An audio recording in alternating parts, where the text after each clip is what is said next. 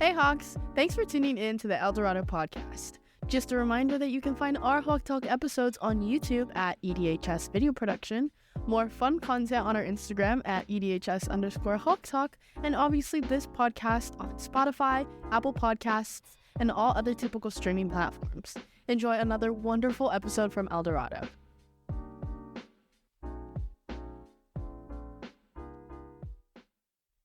What's up, Eldorado? I'm your host, Evan Neylan, and I'm here with Mrs. Crays and the Mustache Mike.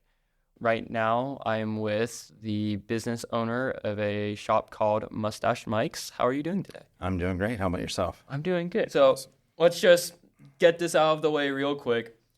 The name of the store, Mustache Mike's, came from your name, Mike, and having a mustache. I know we briefly talked about that a little bit before we got started, but would you like to kind of not redo, but reiterate what you just said? Yeah, basically, I coached soccer teams and basketball teams. Everybody started calling me Mustache Mike because there's so many Mikes. They go, the bald guy with the big mustache. Pretty soon, it started becoming Mustache Mike. So when we started Mustache Mike's, I didn't want it to have my name on it, but my family and friends all insisted, and honestly, it worked out because people acted like they had already heard of it, even though they hadn't, and I think people are genuinely surprised that there's actually a real Mustache Mike. What does the typical day look like for Mustache Mike? Yeah, there is no typical day. I don't think there's any typical day for any business owner because there's fires constantly when you own a business, machines break. Things happen, supplies don't show up, so you have to be creative. You have to be able to go, okay, my sugar didn't get here. Where am I going to go get, 300 pounds of sugar right now? There's all kinds of things that you start in the morning like anybody else. You start with emails, you do things, and then as the day goes on, you just, go to the store, see if everything's there that you can, since we have a retail store now. Prior to the retail store, all we did was wholesale, commercial wholesale. So we were just a large manufacturing facility and we had all these carts and trucks that did all these fairs, festivals, and events. So, okay. So you briefly touched on some of the difficulties with owning a business and being the top dog of a business. What's the story behind opening your business, and what's the story behind challenges, or what's the story behind the successes, or what's if you could summarize it just real quick, what would be the story? Well, I think both parts of the business were both created out of necessity. As I kind of touched on before, I originally started this business after the crash of 2008 where the market crashed, and we created a way for people to make money. So instead of having a retail store, I had these small packages that people can buy with a freezer and everything, put it on their credit card, go out and make the money back in a very short amount of time and be able to continue to buy product. And that worked for years, what's helped us and keep our momentum and keep us who we are is it's basically it's family that runs it. It's myself, my wife, my son Chad, and my daughter Sarah runs like the wholesale office side of it. My other daughter Kaylee has worked there for years and years. All of my kids have jumped in and helped, but they do have other careers that they do, but they do help whenever is needed. The second part of the business is when COVID hit. So if you would have said 5 years ago to me that there'll never be a fair, festival, or event or any kind of thing going on in California, I'd have said you are absolutely crazy. Because people say, I want to go to a car show. There's no car shows around. I can show you 50 car shows. Five years ago, I could show you, 50 car shows within 10 miles of here. Then COVID hit and there's nothing, absolutely nothing. So for 14 months, my family and I, we did nothing. There was no events, no nothing. So December 20th is when we opened the retail store, which was of 2020. So, and right in the middle of COVID. So it helped. It actually created work for us. It created some cash flow. The community that we've done so much fundraising for, all the schools and everything, were very helpful. The whole community was very, very helpful to help get things going again. So, was there any notable people from the community that did help you get through this time outside of your family that you would like to just give them a quick shout out? There's actually so many people, but really the majority of it is the Placentia buzz, your Belinda buzz. Those things, people might think that it's not that good, but them getting out there and talking about us and letting people know that we're there, that helps a lot. And then the amount of business owners that we know that are in this type of business, whether, it's the restaurant owners. You guys were talking about maybe Lamppost Pizza earlier. We've been doing business with Lamppost Pizza for 12 years. They've helped support us by, helping, they sell our product at their locations too. All that helps. I probably couldn't single out one person that I would say, but I think that just the community as a whole, really helped us out. So this is going to be a silly question because you've already explained to me that I've had children going to El Dorado, but actually, what made your children go to El Dorado? Was it zoning? Was it the atmosphere? Because I was a YLHS student for my freshman year. I didn't like it. I had friends at El Dorado. I transferred to El Dorado my sophomore year, and it's an entirely different atmosphere. Is there a reason why your children chose to go to El Dorado? It was zoning. We moved here. We lived right over off of Golden. So my kids all went to Golden, Tuffrey, and El Dorado. So my mother actually taught at Golden for a little bit. Interesting. Did any of your children have a teacher named Miss Neylan? I believe my daughter Emily did. Really? Yes. That is fascinating. Yes. I'll have to ask my mom about that. I mean, pretty much anywhere around here, if you say the elder name, people know that because of the size of our family, So there's still teachers there that I know. So there's a lot of things that you have done for the community. There's a lot of things that you've done for El Dorado. Is there an event that is just your favorite every single time to do, whether it be prom, whether it be a homecoming event, or whether it be any type of event? What's your favorite? Yeah, that question's probably better answered by my son. But I would say, homecoming is probably a little bit special probably to them. Any way you look at it, my kids that do it, they've all went here. So they all probably have their own little special thing that, that is more special to them. But I think that, and like here locally in the community, one of my favorite things is what's coming up is the Heritage Parade. We've been doing that forever, even before my kids went here or whatever. They were Daisies, Girl Scouts. They did all the, whatever they were involved in, even with juice and stuff. They did the parade, and we'd be here. And then once I started doing the Italian Ice, we'd start doing that here. It just brings you get to see people that you may have only talked to on the phone or you don't see that often. I feel those things bring the community together, Are we going to be able to find you at the Heritage Parade this year? Absolutely. Where could we find you? That I don't know yet. We don't have a map yet of our location yet. So okay. Will you guys be? I know they do. We'll be in the park. Oh, so okay. I think it's. Don't quote me, but I think it's the 10th or the 7th of October. One of those. Okay. Maybe the 14th. I have to look. It's that Saturday, whatever that Saturday is. So moving on to your connection with El Dorado, when did you start doing business with El Dorado? I know you mentioned that you had kids that went here and you had family here. Mm-hmm. When was the first official date or first official idea? For the business itself? Because, I look at it like I've been doing stuff at El Dorado for 20 years because I've been volunteering here forever. So actually, yeah, let's go into that. What was your first volunteering? My very first volunteering here, wow. I'd have to really think about that. I've been doing grad night forever, but my wife, was here volunteering all the time. So, and then we would do stuff. Honestly, I don't even know exactly what I started doing here first. It's been quite a while ago. So, but yeah, we were just always involved. We have, 6 kids that went here. So, 5 girls and one boy that went here. So yeah, we've been here for a long time. And as far as, once we started doing fundraising, that would have been, I'd say probably 13 years ago. About 13 years ago, we started doing the fundraising with the Italian Ice, because that's really what our claim to fame is. That's how this business started. I started it and made these carts available because the economy is in a bad position. A lot of people were in a bad position. They didn't have any work and jobs were tough. So we put these small packages together so they could buy it and go out and sell it.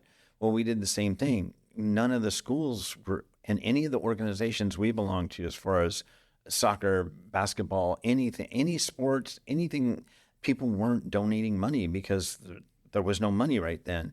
So that's what we started doing. We go, okay, we're going to put the fun in fundraising. We are going to go fundraise, and we're going to donate 15 to 25%, depending on the size of the organization and what we're doing. And that the amount really comes down to the dollar amount. If you're doing a really small dollar amount, it's hard to give a bigger percentage because you still have to pay people. But once you increase the amount of sales you're making, then you can up the percentage too. So Do you think that, or real quick, before I go into that question, you briefly, or I think we talked about you coaching a girls soccer team. Was that here at El Dorado? no, that was with JUSA. Oh, okay. Yeah. Did you ever consider doing something like that for El Dorado? No, I really didn't have the time to be able to do that. That required a different type of timing. Just it's in the evening, you do your practices in the evening, and you're doing it on the weekend, where with El Dorado, you need to do it more hands-on a daily basis, and I just didn't have that kind of freedom yet at that time. So working with schools like LSU, did you ever experience that with LSU or at like a college level, or what other works do you do outside of El Dorado? Oh, I mean, we do so many schools all over California, and we have a huge following up in the Bay Area. We've got probably 5 trucks alone in the Bay Area alone. So we've got a huge following up in there in the San Francisco, South San Francisco, San Jose. There's a lot of schools that we do things for. If anybody's going out and they want, a specific color for that school, we can design it for that. We'd figure out a flavor profile and then do the colors to make that work. So, is there a state that you found that these independent owners have had a large amount of success in that is outside of California? The biggest state that was having the most success was Louisiana. Really? Why do you think that? I think I had a very good person who was there, who took on, decided that he wanted to make this grow. He was a professional in another business, and he was trying to make this for his kids and stuff. So by him, he really stepped up, put a couple of trailers and trucks on the road, and then we started making Italian ice for LSU. So we started doing it in their colors. So, for the university, that actually got a lot of attention. So it helped a lot. So what's the most interesting, or the most, if you can tell us, what's the most interesting or the most odd event you've ever been to? The most odd event or interesting event. Well, we used to do, some of my best events we used to do is, if you look back in our history before COVID, is we used to do the Teen Choice Awards, and we used to do the Kids' Choice For Awards. Nickelodeon? Yeah. And these were, and you can look on our social media and see some of the old videos and people, and I used to enjoy that. I used to have a blast doing that. It was great, Those are, just were a lot of fun. So Is that the one where they have all the slime? It's been a while. it is, yeah. Did you get slimed at all? No, I never got You slimed. never got slimed? Okay. No, people usually look at me. I tell people you should never judge people by what they look like, but people do judge me. The first thing they want to know is how many tattoos I have, how many Harleys I own, and all that. And I'm like, yeah, I quit riding bikes when I had my first kids. So, and I've never ridden them since, because it's like my wife said, you want to be involved with them, or do you want to be laying in a bed, And I'm like, and I've had some, relatives that have had some bad accidents on motorcycles. So I just chose not to. So what is the most, and this is going back to the business perspective of things, what is the most beneficial thing that you did for your business starting up, coming out of a really hard economic time, other than the expansion you did during COVID? What is something else that you think really elevated your business? I don't know. Coming out of COVID, if I'd say coming out of COVID, honestly, what elevated it is opening a retail location. If we didn't open the retail location, I don't know if we would have survived. It was just going, it went on too long. So, it's different if you say, okay, I'm a business owner and everybody under you is an employee, and you say, okay, well, I'm sorry, but we can't support you. You're going to get laid off. It's different when it's your family working there and they have their own family and their livelihood. It makes it you can't just say, sorry, it's so, yeah, I think, honestly, coming out of COVID, definitely the retail store. And, I think you asked me before about, what our expansion plans are and stuff. And that's really what it is. If you had asked me 5 years ago if I was going to have a retail store, I'd say no. Retail is very, very difficult. Retail is 7 days a week, 24 hours a day, because you never know what's going to happen. Even though you're closed, you still have, they're closing and then there's a problem. So now you're down there and you're trying to figure out either whether there's a machine problem or whatever it is. And you could be there till 1 or 2 in the morning trying to figure it out, and then back up in the morning going to try and find a part for it. So, years ago, I'd say I really wasn't leaning towards retail, but having that retail store in this community and the outpouring of the community and meeting so many new people that we'd only see once in a great while at one of the carts or food trucks. Yeah, we're looking at other places to expand with the retail store. So you briefly touched on you are the one that makes the ice cream flavors. What is your most recent flavor that you've created, or is there one that you're currently working on? I'm always doing something different. I just did a Barbie one, which when the movie came out, so we did that with we added some pink and white marshmallows to it, and we did like a strawberry cream flavor, so it was more pink. But I'm always trying to do something different, So it's out. Would you recommend as you said earlier, the Yorba and the Buzz and other well-known media sites that you wouldn't expect that would be good? Would you recommend those as possible marketing strategies for people who want to start their business? I feel like anybody that starts a business that doesn't use social media is just being foolish, because number one, social media doesn't cost you a penny.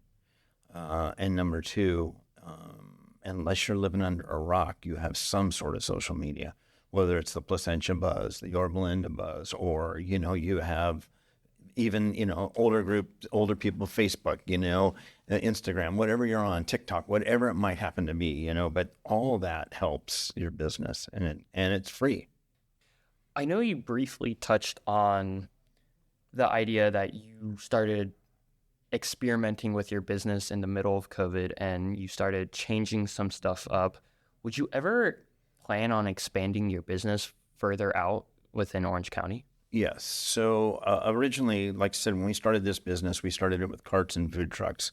And then what we did is by expanding, in order for us to expand, we actually sold those so everybody could become an independent owner operator. At one point in time, we had 185 carts and food trucks in 35 states that we shipped to prior to COVID. We shipped all over the country. So we would ship out thousands of buckets a week before COVID.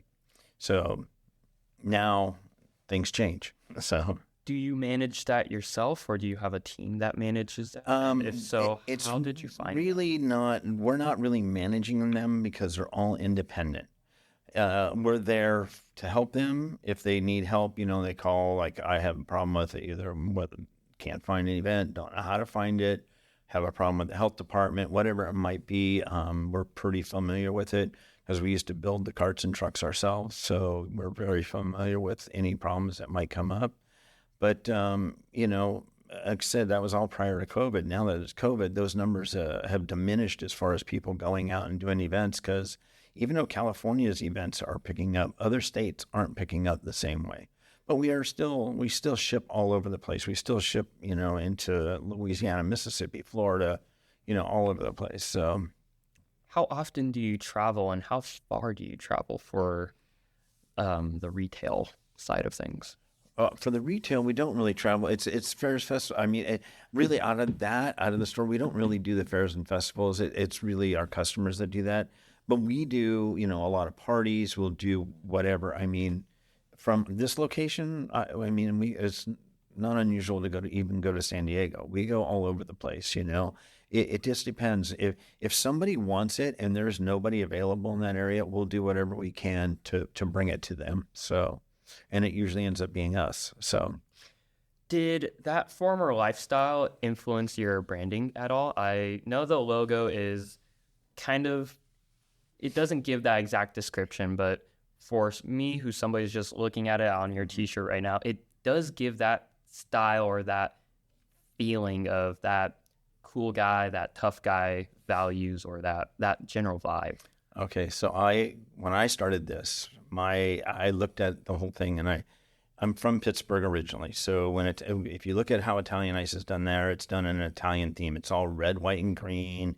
It's all fluffy, this, that, and the other thing. So when I first started drawing it, and when I first did the first cups, I brought those colors into it. But then I started thinking, like, okay, I'm out here doing these soccer fields. I'm involved with all these youth. And I started thinking, okay, if we want to be different than anybody else, then I'm not the guy to be doing the artwork. I'm not the guy that should be saying anything about it. Because if I'm selling a product to younger generation, I don't want them to go, oh, let's go get, Italian Ice. I want them to say, let's go get Mustache Mike. So how do I do that? So everything you see, my son has done. So my son did this logo of me. He did all the graphics you see. Everything you see was done by my son. Is he the one that runs the social media? It's kind of a mix of people that do the social media. Yeah. What is the widespread effect you think you've had on the community? Do you think you've put an impact on the community? And how far do you think that impact has spread? I know you said you did work in San Diego, and a whole bunch of other places like that. How far is your influence, and how big of a impact do you think you've made? Our influence is national. It really is. I mean, I have people send me pictures from all over the country where they see one of our carts or our food trucks, San Clemente, go right there on the pier. There's one of our carts sitting there. They're everywhere, I've had people send me stuff from Texas, Louisiana, South Carolina, and I think it's actually pretty rewarding to see that your brand is out there. And I think what we've gotten out of it is that we've helped people become an entrepreneur. We've helped them even if it's not their main job, it's a way to get to get them supplemental income and be able to help them do other things, especially in more rural areas where there aren't a lot of opportunities, and they can take this right out to, any of the ball fields or whatever they might be involved in. We do a lot of things with the band, and with dance and with cheer competitions, all those kind of things make a huge difference. They all need money donated. So if you can go out and you can raise money and do a donation, I think it helps a lot. So, is there a story that you really enjoy remembering, or is there a time that you really felt like, oh my gosh, I've made such a great impact and I'm so happy I did this? I don't have a particular one. Usually what makes me feel good is when one of our customers tells me that how well things are going for them, and what they've been able to accomplish with the extra money that they're getting, or how much that extra money saved them or what it got them through. Those are the kind of things that I think make an impact with me. As a member of the community, how have you seen Mustache Mikes affect those around you and the rest of the community? It's really good. Tastes good. They do support our school because they give us a good price, and so that often ASB will buy it and just give it to students, whereas we did ours as a fundraiser. But I feel like they're very good about supporting our school. Do you remember what the NHS and Mustache Mike's fundraiser was for? For just to support the club. I see. Is there any collaborations, or how long has that collaboration with Mustache Mike been around? Do you remember?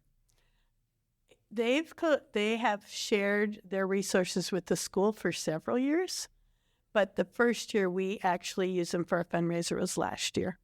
Interesting. Is there a specific reason why this year was different, or last year? The officers asked if we could, so we did. Okay. What's your favorite memory from NHS? So broom ball is one of the funnest activities that we do, watching kids run around the gym with brooms and try to score. But I think even more memorable is Well, it's hard because we do service things. We go to convalescent homes. We do the canned food drive, things where we help others. But then other things are just so fun. I love that we sponsor Sadie Hawkins and give that opportunity for students to come and dance and enjoy. So How long have you been part of NHS? I just realized yesterday that this is my 40th year being the advisor. That is amazing. So Is there a cultural difference you've seen change throughout NHS over those 40 years? no, I think students are the same as they've always been. They want to have fun, they want to make friends, and they want to be involved. Is there a particular year you remember that stood out for you? I really loved the class of 1993, and sometimes people get upset with me when I say that because they're in other classes. But if you think about our staff here at El Dorado, we have several graduates, Ms. Campuzano, Mrs. Smith, Mrs. Cavaluzzi. There's just several people that graduated that year. That year? That year.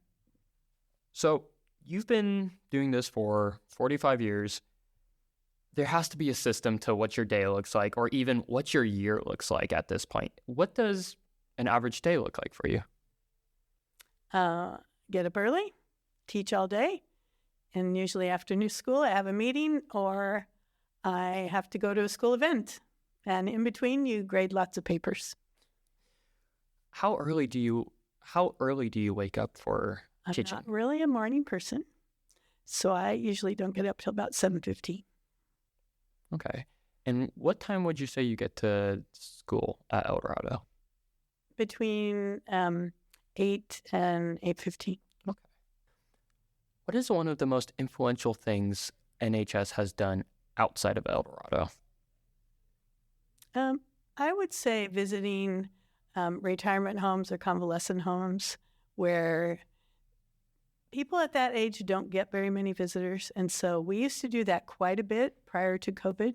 We haven't been back since because they're very careful about who they let in. We also have volunteered at Orangewood Children's Homes, which is a place where children are removed from their families temporarily. So just that giving of time of yourself to listen to others. So quickly touching on the officers, how much of an influence do the officers have overall? We meet as an officers group every week, and they make all of the decisions for what fundraisers, what service projects, what activities. It's all decided by them. And I'm only there to make sure that it is appropriate and fitting in the NHS guidelines. As a teacher, I'm guessing you had a couple options of schools you wanted to teach at, or you may have not, but why did you choose to teach at El Dorado if you had the choice? So I actually went to college in Utah, and my first school I taught at was in Utah. And I actually taught there for a couple of years, but I was from California, so I wanted to come back. And I ended up in this area, and I also was at Kramer for a semester. And then El Dorado opened up. And then when I started teaching here, I knew this was my home, and I've been here ever since. When you say El Dorado opened up, did you mean like El Dorado opened up, or El Dorado opened up as an opportunity? As an opportunity. Okay. I actually applied here twice. The first time they didn't hire me, the second time they did. Really? How long had you been teaching when you finally got accepted into El Dorado? It was my fourth year. Fourth year? Over that time of teaching from that 4 years to, you said, have you been teaching for 40 years now with NHS? Actually, this is my 42nd at El Dorado, my 45th overall. What have you learned as a teacher that was unexpected? You went into teaching, you're thinking, okay, I'm going to teach, I'm going to change lives, I'm going to do all of this stuff. What was an unexpected turn that happened while you started teaching? So in college, they teach you all about the math, but they don't teach you about the discipline. So it took me a while, and I'm going to say something extreme, to figure out how to keep people in their chairs and to make them listen. And once I figured out how to do that, then the rest of it was okay. Because I realized that students, they don't necessarily care about your subject, but if you care about them, then they'll usually give the effort. 45 years is a very, very long commitment to something. Did you ever get the opportunity to change your career? And if you did, what kept you in teaching? I never wanted to do anything else. I decided in 3rd grade I wanted to be a teacher. I decided in 6th grade I wanted to teach math. And I've never wanted to do anything else. What made you want to teach math? Because I was good at it. I think when you choose a career, you should do something you're good at and that you enjoy. So it takes a lot of hard work and experience within the community, not just at El Dorado, but in the outside world as well. Is there any remarkable applications that you saw when somebody was applying for NHS? And is there any remarkable individuals that you've known being an advisor for NHS? Sorry. There have been lots of outstanding individuals over the years. I think of Aaron Bailey. He was our ASB president in '89, and he was NHS president, and he was an amazing young man. Went on to UCLA, and he runs a company. And I think of Jonathan Klein, who went on to be the president of Yale. He was 93. So but for the most part, I think they're just good people who try to make the world a better place. So I never knew that about El Dorado. I never knew that El Dorado had a student, let alone in NHS, who ended up being the president of... The ASB president. The ASB president. Not the adult president. The ASB president of Yale. Yale? Yes. Any stories from when he was around? He was also our ASB president here, and he was an outstanding young man. What do you think a student going to NHS should know about NHS? Like, I know I'm going into an NHS. I'm going to have a good time. I'm going to do these activities. What's something not too many people think about or expect when going into NHS? I don't think they always know that there are minimum requirements, that they have to attend a certain amount of meetings, that they have to complete a certain amount of service hours, that you have to actually participate. Do you think some people get turned away from NHS after being accepted? I think some people maybe don't feel like they fit, or they decide they're too busy and they don't always participate. Is there any advice you would give to somebody who feels like that, or somebody who applies and gets in and then realizes that's how they feel? If that's what they want, I don't necessarily judge them. I feel like you make decisions about your time. We're all busy. But I wish they would come talk to me and we could figure out a way to make it work. So we have new teachers coming to El Dorado every couple of years. Is there any advice you have for those teachers? Make sure that you don't just teach, but you get to know the students. Moving back to NHS, why should somebody join NHS or apply? It's an amazing group of young people to spend time with. What is the most significant change you've seen in students over your time teaching? I would have to say the cell phone. And I feel like it's a distraction. And I don't know if it's... Okay, so in the classroom, people have a hard time being away from them. But I also think that people should just be having fun and talking to each other instead of just, this is what I do, look at my phone. And I know phones are great, and I look at mine a lot too. But there's more to life than electronics. Is there a cultural difference you've seen change throughout NHS over those 40 years? No, I think students are the same as they've always been. They want to have fun, they want to make friends, and they want to be involved. You've said you've done NHS for over 40 years. What else have you done at El Dorado during that time? I'm also in charge of the Senior Awards program, which is the end of the year when we highlight the seniors that stand head and shoulders above in their class. Are those seniors usually part of NHS? Some of them, yes, not all. So when you mentioned the class of 93 and you mentioned some of the staff who are now returning or have returned to El Dorado, were any of them part of NHS? Yes. Any- Mrs. Davidson was, Mrs. Cavaluzzi, quite a few of them, yes. Do you have any memories of them from then? The thing that made 93 was because they were all friends as a class, and I felt like I was part of their friend group, and they were just really good people. How many students apply for NHS every year, and how many would you say get in? Typically, we usually have a couple hundred, and usually 45 get in. Okay. Is there anything that a applicant can do to increase their chances of getting in outside of just having good grades and being respectful to their teachers? So there is teacher evaluations and grades, but there's also a candidate form that they fill out, and that involves being involved at school on the front page, and then the second page involves being a leader and being involved in the community. So that form, you're showing us that you're well-rounded. Okay.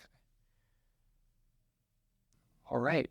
Thank you so much for your time. Absolutely. This has been, one more time, would you like to say your location, the address, the name, any way we could find you? Yep, it's 1837 Orangethorpe, City of Placentia. The cross street is Richfield. We're right by the subway and the Del Taco there. Come on in. Anybody at any of the local schools, if you bring your spirits card, you get an automatic 10% discount. So bring it in, show it to us, and get a discount. And enjoy it. Awesome. And then I would like to tell you about a new product that we came out with. Yes, If you're of interested in it. course. Let's hear it. Okay, so I've been working on this product for a while, so I'm sure a lot of you guys are familiar with a Dole Whip, right? Does anybody know what that is? I think I tried one when I was out of state. Okay, so what we've done is we've developed the Mustache Mike's Whip. Only ours isn't like just pineapple. We have the blue raspberry, we've got mango, all that. That's all coming out right now. So you'll be seeing that in the store real soon. We're going to actually, through the winter, we're going to redesign the interior, probably close for about a week or so, and we're going to bring in some more soft serve machines, and those whips will be in there. So be looking forward to like a sour watermelon coming out and things like that too. So it'll be, basically it's the Italian ice, but it's going to come out just like a soft serve. So It's interesting. Yeah. I know I'm going to try that. yeah. All right. This has been Mustache Mike's, and thank you very much for joining us. Thanks, guys. Appreciate it. Thank you so much for letting me spend my time here with you. Of course, we loved having you. Thank you for tuning in to the Hawk Talk podcast. You can listen to us on Spotify, Apple Podcasts, or on Buzzsprout. Come back for the next episode where we will be just as amazing.